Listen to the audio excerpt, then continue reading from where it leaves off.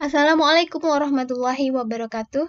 Alhamdulillah, pada kesempatan kali ini saya akan membahas materi PKN kelas 10, Integrasi Nasional dalam Bingkai Bhinneka Tunggal Ika. Ini adalah peta negara kesatuan Republik Indonesia.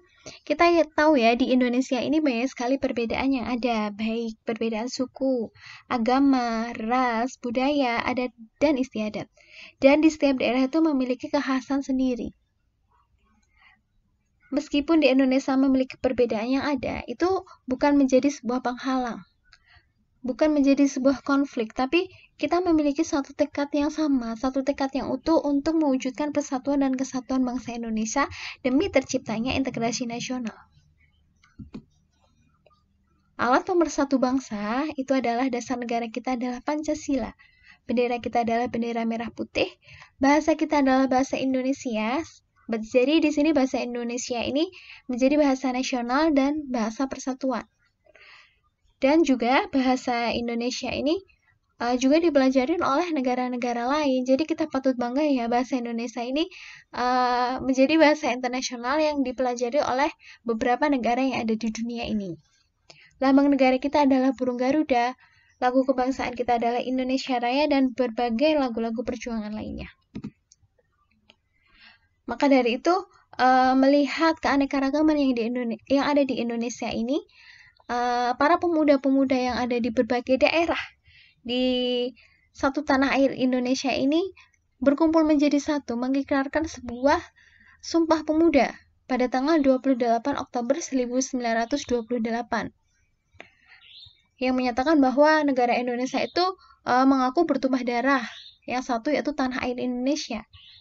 Terus mengaku berbangsa yang satu, bangsa Indonesia, dan menjunjung bahasa persatuan yaitu bahasa Indonesia. Nah, sekarang kita akan masuk ke materi kita, yakni adalah integrasi nasional. Apa sih arti integrasi itu? Yaitu menyatukan, memadukan, dan menggabungkan atau mempersatukan. Nasional itu adalah bangsa. Jadi di sini arti integrasi nasional itu secara politis itu adalah penyatuan berbagai kelompok budaya dan sosial dalam kesatuan wilayah nasional yang membentuk suatu identitas nasional.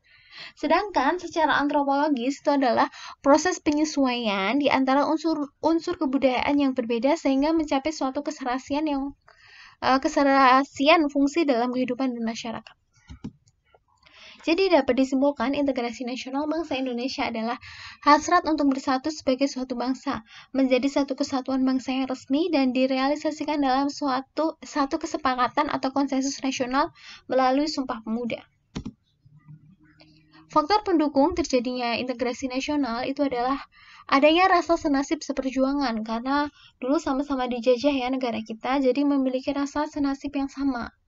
Terus pengamalan ideologi nasional, keinginan untuk bersatu, antisipasi ancaman dari luar, adanya semangat gotong royong, solidaritas, dan toleransi keagamaan, serta penggunaan bahasa Indonesia. Sedangkan faktor penghambat integrasi nasional itu adalah kurangnya penghargaan terhadap kemajemukan, kurangnya kesadaran terhadap ancaman dan gangguan dari luar, berkembangnya etnosentrisme, yaitu menganggap kebudayaannya lah atau sukunya lah yang paling baik dibandingkan yang lainnya. Terus kurangnya toleransi dan saling menghargai. Syarat integrasi nasional itu harus masyarakat itu merasa bahwa mereka itu berhasil saling mengisi kebutuhan antar satu sama yang lain. Kemudian tercipta kesepakatan bersama mengenai norma dan nilai sosial. Selanjutnya, norma dan nilai sosial itu dijadikan aturan baku dalam proses integrasi nasional, sehingga semua warga negara itu bisa mengimplementasikan nilai dan norma yang sudah disepakati bersama, sehingga warga itu harus meminimalisasi konflik yang ada atau yang terjadi. Nah, sekarang adalah ancaman dan tantangan integrasi apa sih?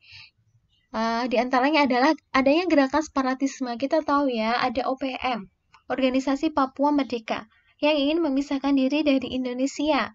Kemudian ada GAM, Gerakan Aceh Merdeka, juga ingin pisah dari Indonesia kita. Terus spionase, mata-mata, berita bohong atau berita palsu, terorisme, peredaran narkoba, dan penyalahgunaan teknologi. Nah, itu semua bisa kita atasi dalam menghadapi ancaman dan tantangan itu dengan adanya sikap bela negara. Jadi sikap bela negara ini harus dijiwai oleh kecintaannya kepada Indonesia berdasarkan Pancasila dan UUD 1945 dalam menjamin dan mewujudkan kelangsungan hidup bangsa negara yang seutuhnya. Dengan penuh kesadaran, tanggung jawab, rela berkorban dalam pengabdian kepada bangsa dan negara.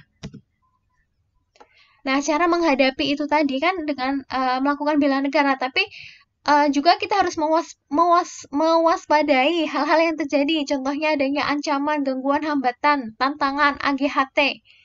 Nah, ancaman itu adalah usaha yang bersifat mengubah kebijaksanaan yang dilakukan secara konseptual melalui tindak kriminal dan politis. Contohnya disintegrasi bangsa melalui gerakan separatisme. Terus gangguan, yakni usaha yang berasal dari luar, bersifat atau bertujuan melemahkan secara tidak konseptual. Contohnya, kebudayaan asing yang membawa serta ideologi yang berbeda dengan ideologi bangsa Indonesia kita ini.